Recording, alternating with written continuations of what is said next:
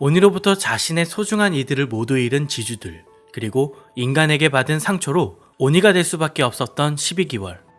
저마다 지닌 안타까운 사연들로 비록 악이지만 어쩌면 그럴 수도 있겠다는 공감대를 자아냈는데요. 이번 영상에서는 오니를 대표하는 12개월 중 과거가 등장한 캐릭터를 총 2편으로 나누어 살펴보겠습니다. 그럼 지금 바로 만나보시죠.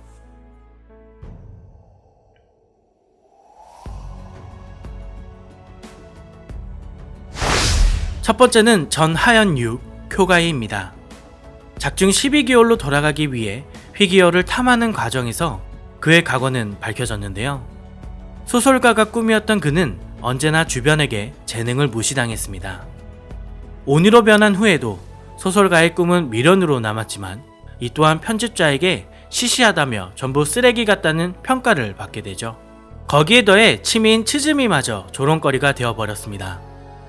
편집자는 그의 원고마저 짓밟으며 지나치지만 결국 쿄가이는 분노에 못 이겨 그를 살해하고 말죠. 작중 쿄가이는 철저하게 자신의 재능을 무시당합니다. 글뿐만 아니라 치즈미도 그러하며 무엇보다 오니가 된 상황에서 무잔에게 그 정도인 거냐며 하연 6의 지위를 박탈당하죠. 탄지로는 마지막 일격을 날리며 너의 혈기술은 굉장했어 라는 말을 남기는데요. 이후 쿄가이는 자신의 혈기술뿐만 아니라 자신의 글과 치즈미까지 모두가 탄지로에게 인정받았음에 위안을 받으며 최후를 맞이합니다. 자신이 좋아하는 글과 치즈미를 모두 부정당하고 자신의 존재까지도 부정당해야만 했던 쿄가이는 오니가 되어 강함으로써 자신의 존재를 증명하려던 건 아니었을까요? 다음은 하연 5, 루이의 이야기입니다. 천성적으로 몸이 약했던 루이는 무잔에 의해 강한 신체를 갖게 되었습니다. 그러나 그의 부모는 기뻐하지 않았죠. 바로 그가 사람을 잡아먹어야만 했기 때문이었습니다. 이에 아버지는 무슨 짓을 한 거냐며 루이를 다그치고 결국 그를 죽이려 합니다. 그런 루이에겐 당시 가족에 대한 한상이 있었습니다. 바로 강물에 빠진 자식을 구하고 자식을 대신해 죽은 부모님의 모습을 진정한 부모라 여겼죠. 그러나 자신의 부모는 오히려 자신을 죽이려 한다는 생각에 가짜라 여기게 됩니다. 그리고 결국 루이는 강한 신체로 어머니와 아버지 모두를 살해하죠.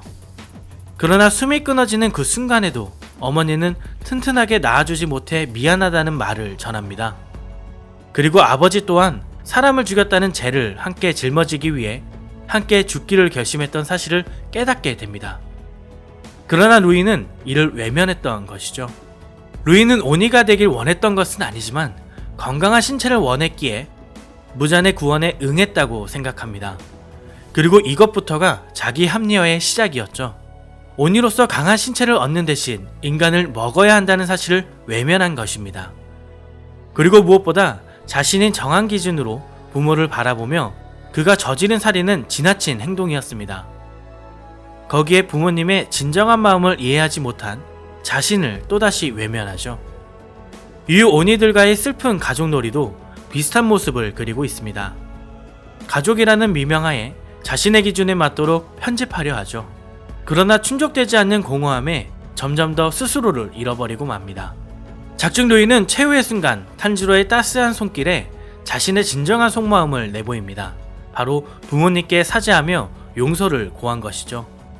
무엇보다 이 장면이 감동적이었던 건 지옥에 떨어질 거란 루이의 말에 부모님은 함께 지옥에 가자며 따뜻하게 안아주는 모습이 등장하는데 우리가 꼭 기억해야 할 부모님의 마음을 표현한 것은 아닐까요? 다음은 상현 6, 규타로와 다키의 이야기입니다. 나세문 강둑, 유각의 최하층에서 태어난 규타로는 살아있는 것만으로도 밥값이 드는 그런 곤란한 존재였습니다. 거기에 추한 목소리나 겉모습은 아름다움으로 모든 것이 판단되는 유각에서 골칫덩이로 여겨졌죠. 그런 규타로가 변하기 시작한 건 여동생인 우메가 태어난 후입니다. 어렸을 때부터 어른들이 눈을 돌릴 정도로 아름다웠던 우메는 규타로의 자랑이 되었는데요.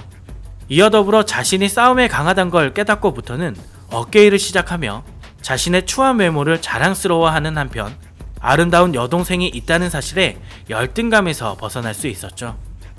그러던 어느 날 우메는 손님인 사무라이의 누나를 비녀로 찔러 실명시켜버리는 사건이 일어납니다. 그리고 그 죗값으로 우메는 산채로 태워져 버리죠. 이때 규타로는 일 때문에 자리에 없었고 돌아와 보니 이미 우메는 죽어가고 있었습니다. 그리고 절규하는 그의 뒤를 눈이 찔린 듯한 사무라이가 칼을 휘둘러 베어버리고 있죠. 이후 장면은 유각의 관리자로 보이는 여인과 사무라이 간의 거래가 밝혀지고 이에 분노한 규타로가 둘을 살해하는 장면으로 이어지는데요.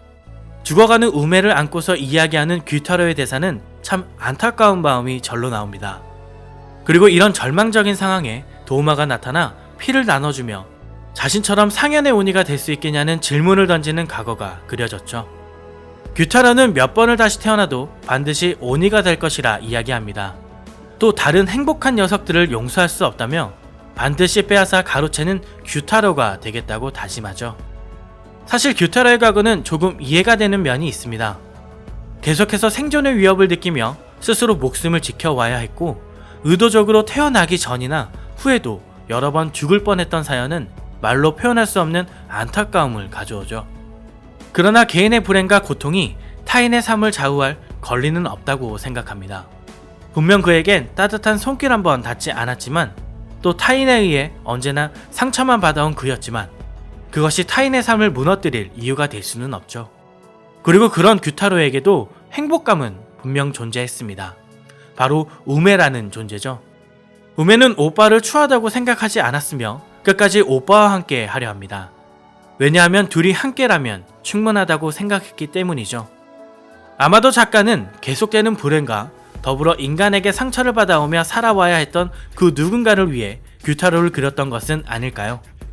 그런 규타로에게도 행복이란 존재했다는 것을 말하고 있는 것은 아닐까요? 다음은 또 다른 상현육 카이가쿠의 이야기입니다. 고아였던 카이가쿠는 교메이의 도움으로 다른 고아들과 함께 가족처럼 생활했습니다. 그러나 절의 돈을 훔쳤다는 이유로 다른 아이들로부터 쫓겨나게 되죠. 그날 밤 카이가쿠는 오니를 만나게 됩니다. 생명의 위협을 느낀 그는 오니에게 교메이와 다른 아이들을 바치겠다고 이야기하죠. 절 근처에 등꽃향을 끄며 오니가 절에 들어가도록 한 그는 결국 살아남습니다. 이후 집도 없이 흙탕물을 마시며 힘들게 살아온 그는 전 지주이자 번개호흡의 육성자인 후아지마 지고로를 만나게 됩니다. 그리고 그곳에서 제니치도 만나게 되죠. 카이가쿠는 단련을 받는 동안 제1형을 제외한 그 외의 모든 형을 재현할 수 있을 정도로 노력합니다. 그러나 언제나 칭얼대고 울보인 제니치를 자신과 평등하게 대해주는 스승에게 불만을 품게 되죠. 스승에게 받은 히오리를 한 번도 입지 않았다는 것으로 보아 진심으로 스승을 미워했다고 생각됩니다. 그리고 시간이 흘러 기살대가 된 그는 상현 1 코쿠시보와의 만남에서 결국 살아남기 위해 오니가 되고 맙니다. 작중 카이가쿠는 선악에 대한 기준에 대해 자신을 어떻게 평가하는가로 나눠진다고 이야기합니다. 즉 올바르게 평가하고 인정한다면 선, 낮게 평가해서 인정하지 않으려고 하는 자는 악이라는 자기중심적인 사고가 존재하죠. 오니가 된 이유도 똑같습니다. 자기중심적 사고로 생존하기 위해 오니가 된 것이죠.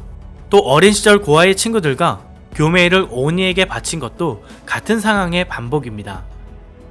아마도 카이가쿠는 살기 위해 행동하다 이제는 자신에게 주목된 이목이 삶의 목표가 되어버린 경우라 생각됩니다. 자신을 위한 삶이 아닌 타인의 시선을 위한 삶이 되어버린 그의 모습이 이해가 되면서도 안타깝게 느껴지네요.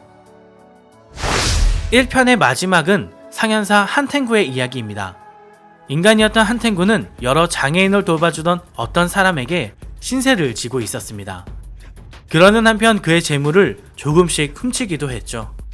그런데 이를 다른 맹인에게 걸리자 간청에 가자는 그를 결국 살해하고 맙니다.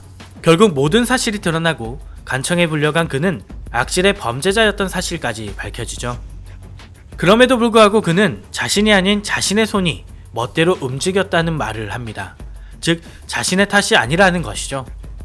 화가 난 관리는 죄를 지은 팔을 자르겠다고 호통치고 결국 사형 선고를 받아 옥에 갇히게 됩니다. 끝까지 자신의 잘못이 아니라고 흐느끼던 그의 앞에 무잔이 나타납니다. 불쌍하다며 구원해주겠다며 결국 그를 오니로 만들어버리죠.